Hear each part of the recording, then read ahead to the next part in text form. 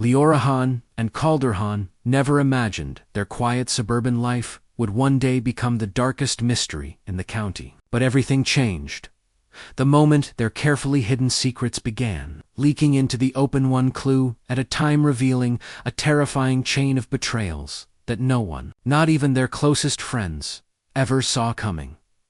The town of Meriton Creek had always been known for its calm streets, warm neighborhoods, and predictable routines, which made the discovery inside the Hahn residence feel unreal to those who first entered. It was early morning when a neighbor, disturbed by a strange smell drifting through the cool air, called the authorities. Officers arrived expecting a minor incident, perhaps a gas leak or a forgotten trash bin. But the moment they stepped through the front door, they were met with a silence so heavy it felt like it clung to the walls. The living room, usually a place for family comfort, became the first scene of horror. Dr. Solon Hahn lay motionless near the sofa, with no sign of struggle and no hint of forced entry anywhere around him. His reputation as a calm, intelligent pathologist made the scene even more unsettling, as if someone had deliberately chosen a man who lived quietly and harmed no one.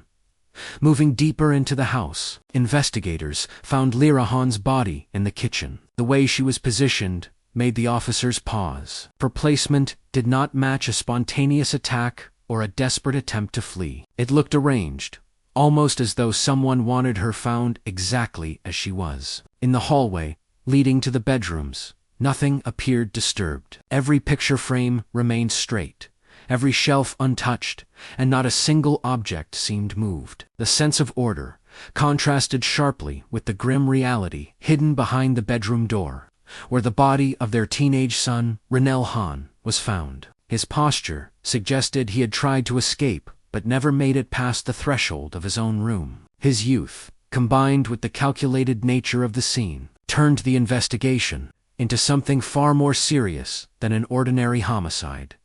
Detectives began examining the environment carefully, searching for anything that might break the pattern of perfection the killer had left behind. What they noticed immediately was the absence of chaos. Drawers remained closed, valuables were untouched, and there were no broken locks, shattered glass, or overturned furniture. It was as if the killer had entered like a shadow, completed the task with chilling efficiency, and vanished without leaving even the smallest trace. This raised the question of whether the family had known their attacker. An intruder would typically force their way in, leave marks, or disturb the surroundings in some way. Yet nothing pointed to such a scenario. Rumors spread quickly throughout Meriton Creek.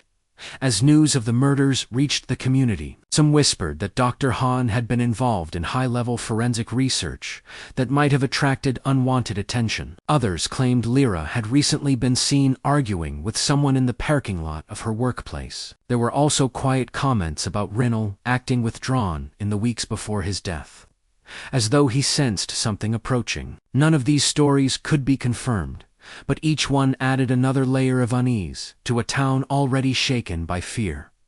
Investigators expanded their search to the neighborhood security cameras. Meriton Creek was a modern suburb with well-maintained systems, and the police expected to find footage that could at least show whether someone approached the house that night. Instead, they found something even stranger. 4 cameras, located on the same street as the Hahn residence, had stopped recording during the exact time frame the murders were believed to have occurred. No weather issues, no power outages, and no reported malfunctions. The cameras simply went dark. This discovery hinted at deliberate tampering, something that required skill and planning. Someone had not only killed the Hahn family, but had also erased the external evidence that should have captured their movement inside the house. Investigators noticed the stillness felt unnatural, as though the place had been suspended in time. The family's routines were frozen mid-steplates, neatly stacked in the sink,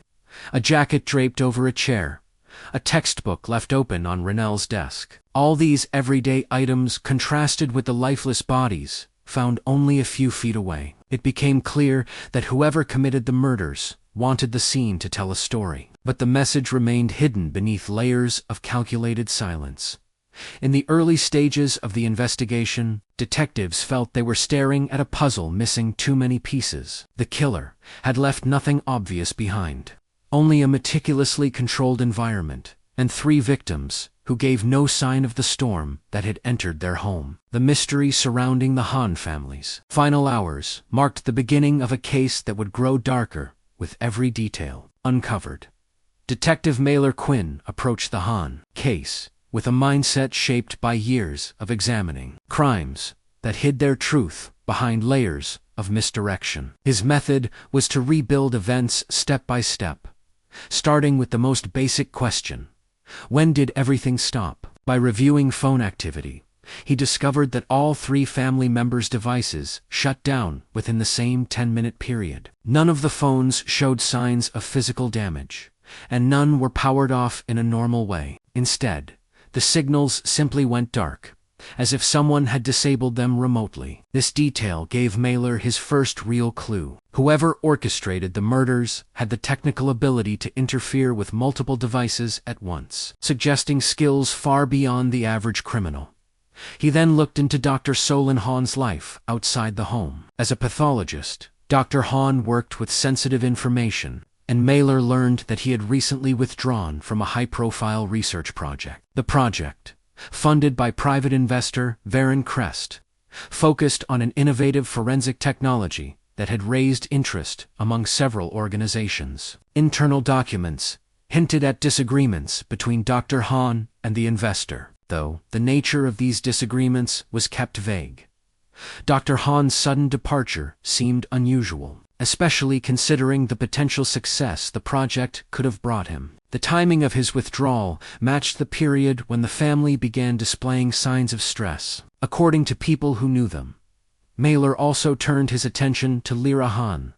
She worked at a logistics firm known for handling large shipments, some of which were confidential. Co-workers revealed that she had recently developed a habit of staying late, organizing old documents, and shredding files long after her shifts ended. These tasks were not part of her responsibilities, yet she seemed compelled to complete them alone. Security logs showed that an individual signed in under a false name had visited the building around the same time. The camera that captured the visitor's image malfunctioned, leaving only a corrupted file that revealed nothing useful. To Mailer, this pattern of damaged footage and unreachable information mirrored the issues found near the Hahn residence. Ronell Hahn became the next focus. The teenager had been performing well in school, but a guidance counselor's notes indicated that he had once expressed fear about someone following him. Ronell described the person only in vague terms, referring to a tall figure that moved in an unsettling way. There were no reports of threats,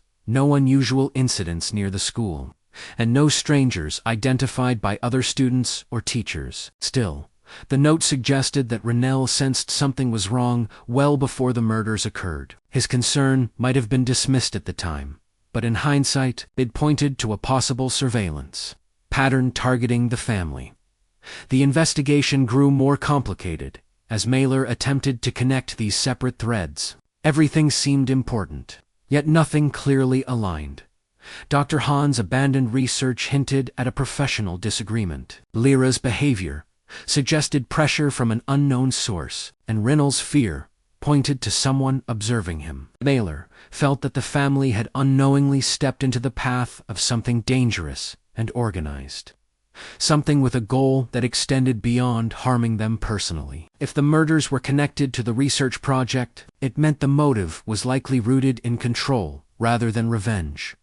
While reviewing neighborhood reports, Mailer discovered that several residents had noticed unusual behavior during the week before the murders. A car with tinted windows had been seen parked at the end of the street at odd hours. Lights in the Hahn house flickered once during the night before their deaths, though the power grid recorded no outages. A neighbor's dog, known to bark at strangers, reportedly went silent whenever it approached the house in those final days. These details seemed small on their own, but together they formed an unsettling picture. Someone had been preparing for the murders. Long before that night, as the investigation expanded. Mailer realized that someone had been working actively to cover their tracks. Broken cameras, corrupted files, erased signals, and gaps in information all pointed to a level of planning rarely seen in local crimes. It made the case feel less like a simple home invasion and more like a coordinated operation carried out by individuals who possessed both advanced resources and a precise mission. Each new clue removed the possibility of randomness and brought Mailer closer to believing that the murders were part of something much larger. Yet, no matter how many angles he examined, one truth remained. The Hahn family had been targeted. The reason was still buried somewhere within the scattered fragments of their final weeks. And Mailer knew that whatever he uncovered next would push the investigation into even darker territory. The investigation shifted dramatically the moment the damaged USB drive from Rinal Hahn's backpack was recovered. At first, the drive seemed corrupted to extract anything useful. But digital forensics experts continued working through layers of broken code. Slowly, pieces of data began to appear. Fragment by fragment, the team realized the files belonged not to Rinal, but to Dr. Solon Hahn. It became clear that Rinal must have taken the drive for a reason, possibly without fully understanding the danger it carried. The recovered files contained portions of research notes, diagrams, and encrypted logs that traced back to the abandoned forensic project. Dr. Hahn had walked away from. The project involved the development of a device capable of analyzing chemical traces left in the air after a person moved through a space. In theory, the device could map out movement patterns, detect substances invisible to standard tools, and identify individuals based on specific chemical signatures. Though still experimental, the implications of such technology were enormous. If perfected, it could reveal hidden activities that relied on secrecy and subtlety, making it a threat to those who operated in the shadows. The more the experts studied the files, the more they realized the device was further along in development than anyone had believed. Dr. Hahn had continued working on it privately, possibly without informing his former investor, Veron Crest.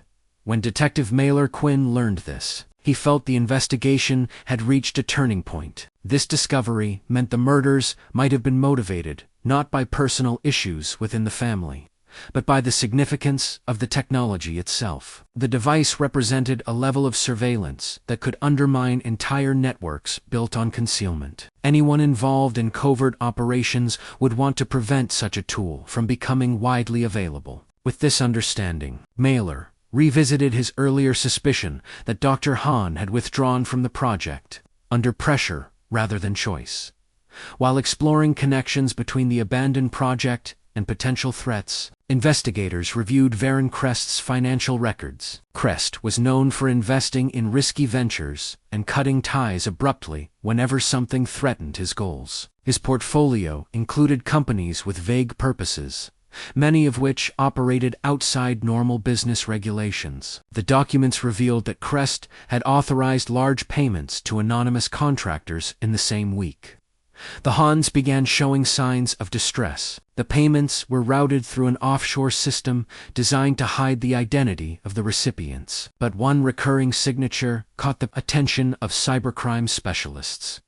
The signature matched transactions previously associated with a covert operations group known as the Ravel Syndicate. The syndicate was rumored to conduct assignments requiring silence, speed, and absolute precision. Their name appeared in whispers around unresolved incidents where no evidence had been left behind. If they were involved, it would explain the strange details surrounding the Hahn murders: the disabled cameras, the lack of forced entry, the absence of physical traces, and the synchronized shutdown of the family's devices. This discovery made the murders appear less like a sudden act and more like a planned extraction of something valuable. Investigators soon discovered that an unregistered vehicle connected to a shell company linked to the Ravel Syndicate had been in Meriton Creek 3 nights before the murders. This same vehicle was spotted leaving the area hours after the killings. Its license plate did not match any publicly listed records, but the hidden system connecting its registration to the shell company offered just enough proof to confirm it was a professional asset. The presence of such a vehicle destroyed any remaining possibility that the murders were random or impulsive.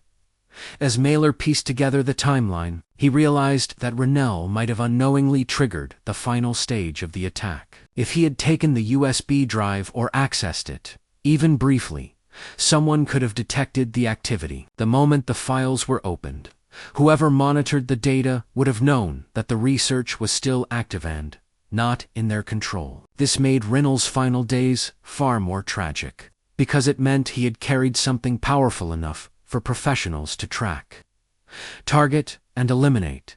The overarching pattern became unmistakable. The Hans were not simply victims of violence. They were casualties of a mission carried out with the cold precision of a group trained to remove obstacles quietly. And every piece of evidence suggested that the person behind the operation wanted not just to stop Dr. Han's work, but to seize it. As this truth settled in, the case grew heavier. Mailer understood that the next step would be uncovering the identity of the person who gave the order. A person who had the money, influence, and motive to organize something so clean and devastating. Whoever that individual was, they had stayed hidden until now. But the clues were beginning to tighten around them.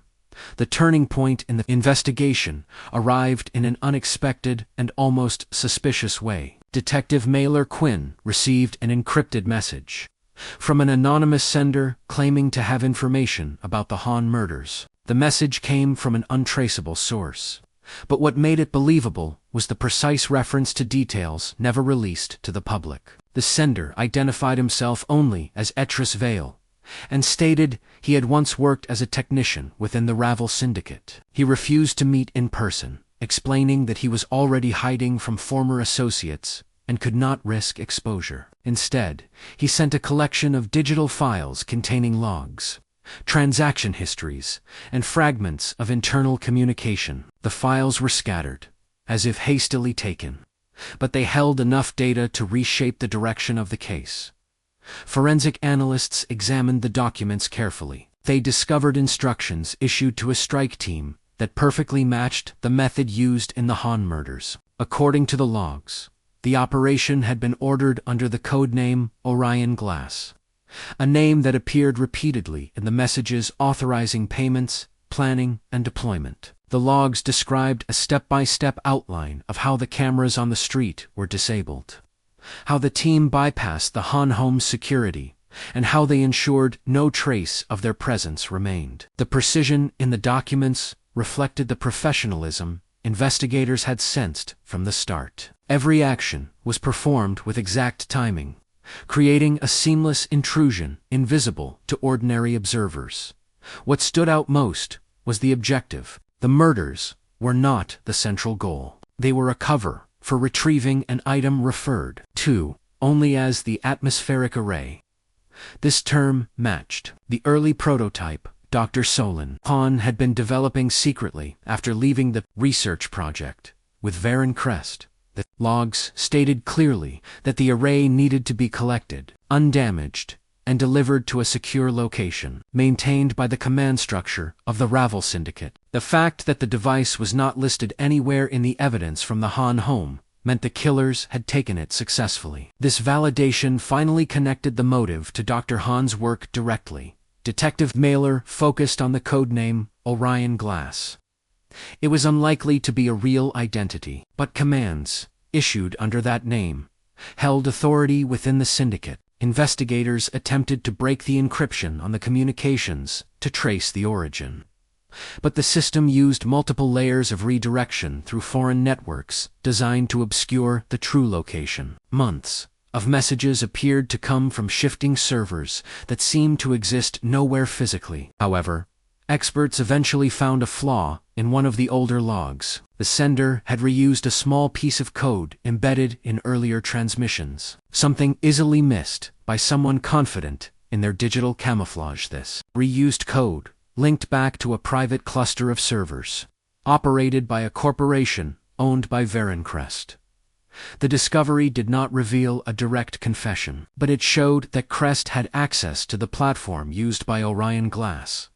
When investigators followed the digital trail, they found administrative tools registered under Crest's name. This was the strongest link yet, indicating that he had been the one giving orders to the Ravel Syndicate while building the case.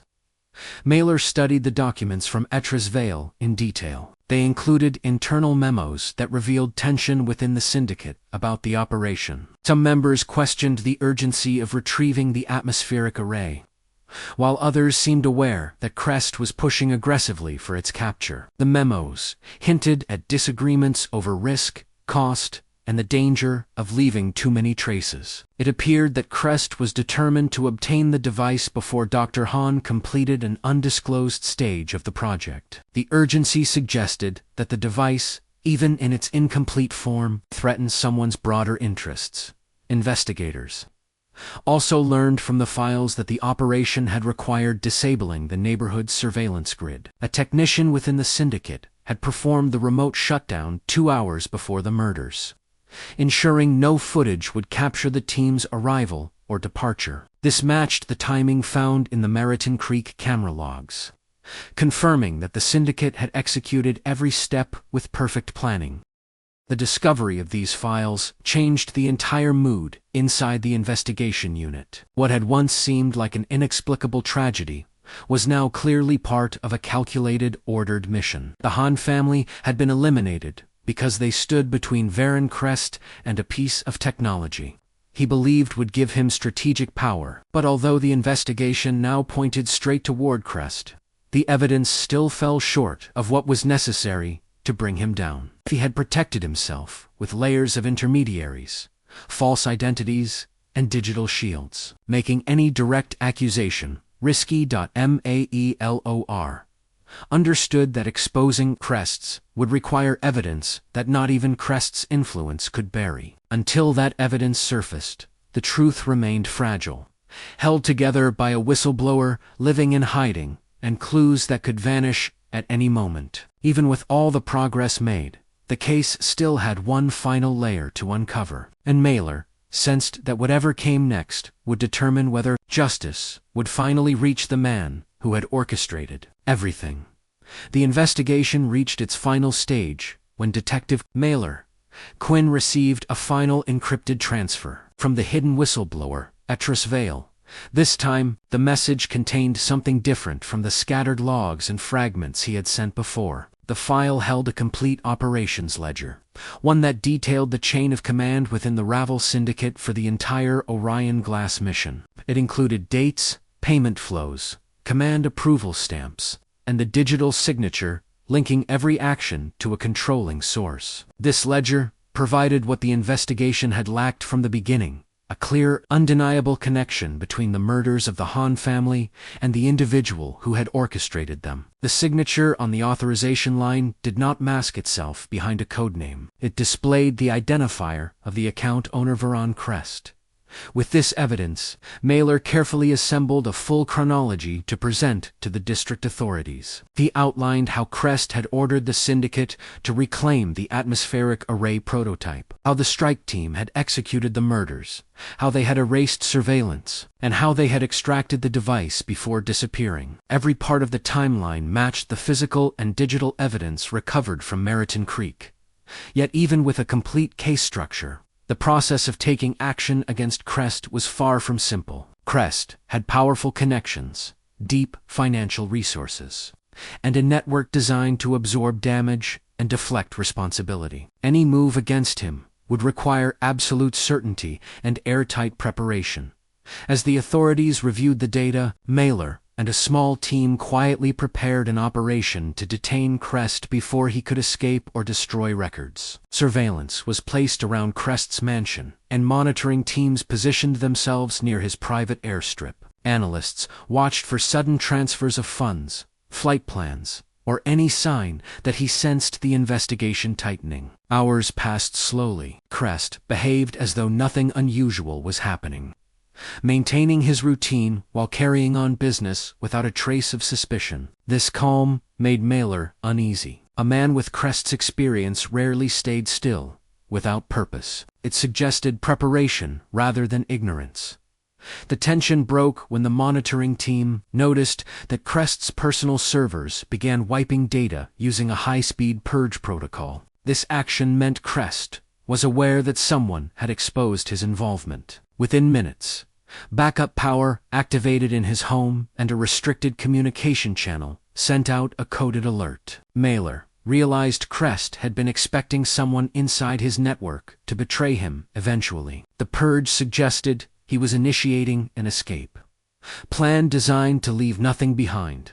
Authorities made the decision to act immediately. Officers approached the mansion just as Crest entered a fortified vehicle headed toward the airstrip. The moment he realized the property was surrounded, he attempted to flee through a concealed route built beneath the estate. But the exit led directly to a service road that the authorities had already blocked. With no path forward, Crest was forced to stop. The arrest occurred without resistance, but the air around him carried a sense of unnerving control. He showed no panic, no anger, and no confusion. His silence felt calculated, as if he had anticipated this moment, but believed it would not matter.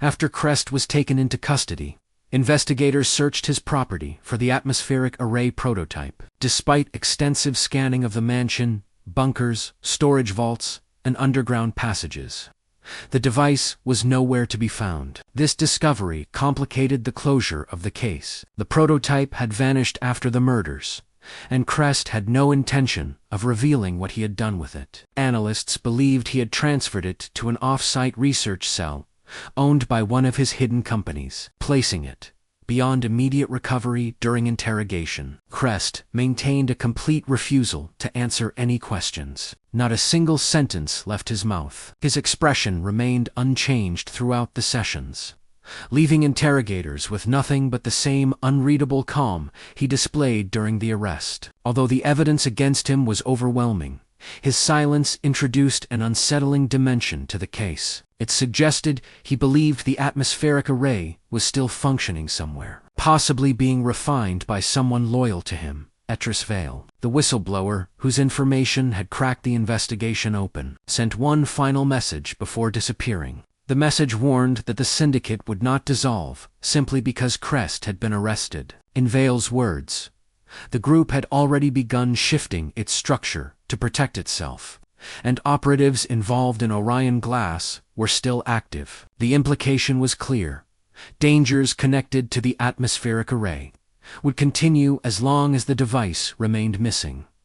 The court moved forward with the prosecution. With the ledger, digital signatures, transaction trails, and planning documents, Crest was found responsible for the murders of the Hahn family. But even as the conviction was announced, there was an incomplete feeling surrounding the victory. The atmospheric array had not been recovered. The Ravel syndicate remained functional, and the deeper motives behind Crest's obsession were never fully explained. Detective Mailer Quinn stood outside the courthouse after the verdict, aware that the case had reached its legal end, but not its true conclusion. The Hahn family had finally received justice in the eyes of the law. Yet the forces that destroyed them were still moving silently in the background. The unanswered questions hung in the air, leaving a shadow across Meriton Creek. And though the investigation was closed, Mailer sensed that the story behind the Hahn murders had only revealed a fraction of the darkness that lay beneath it.